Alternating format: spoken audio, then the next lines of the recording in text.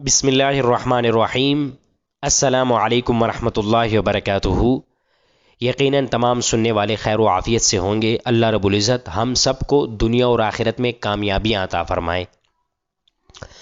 آج کا جو شرعی مسئلہ ہے کہ نماز عصر کے بعد سجدہ شکر اور سجدہ تلاوت کرنا۔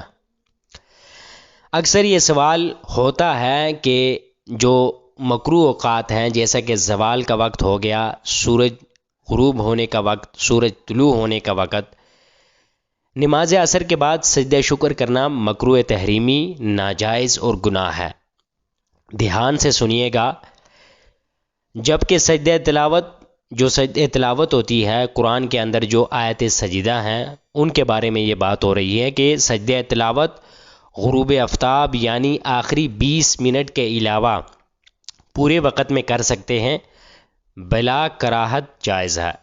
البتہ غروب آفتاب یعنی آخری 20 منٹ میں یہ تفصیل ہے کہ اگر آیت سجدہ اسی 20 منٹ میں پڑی تو اس وقت میں بھی سجدہ کرنا جائز ہے، لیکن افضل یہ ہے کہ کسی غیر مکروہ وقت میں سجدہ کریں، اور اگر آیت سجدہ غروب یعنی آخری 20 منٹ کے علاوہ کسی اور غیر مکروہ وقت میں پڑی تو اس کا سجدہ اب اس مکروہ وقت میں کرنا مکروہ تحریمی، ناجائز اور گناہ ہے، جیسا کہ فتاوی شامی میں ہے۔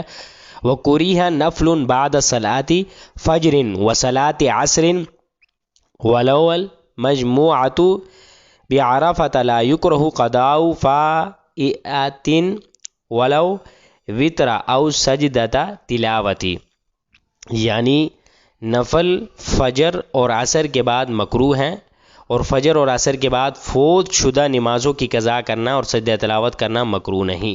اگر کوئی شخص ان اوقات میں فوت شدہ نمازوں کی قضا کرتا ہے تو یہ جائز ہے۔ اللہ رب العزت ہمیں ان شرعی مسائل کو سمجھنے اور ان پر عمل پیرا ہونے کی توفیق عطا فرمائے۔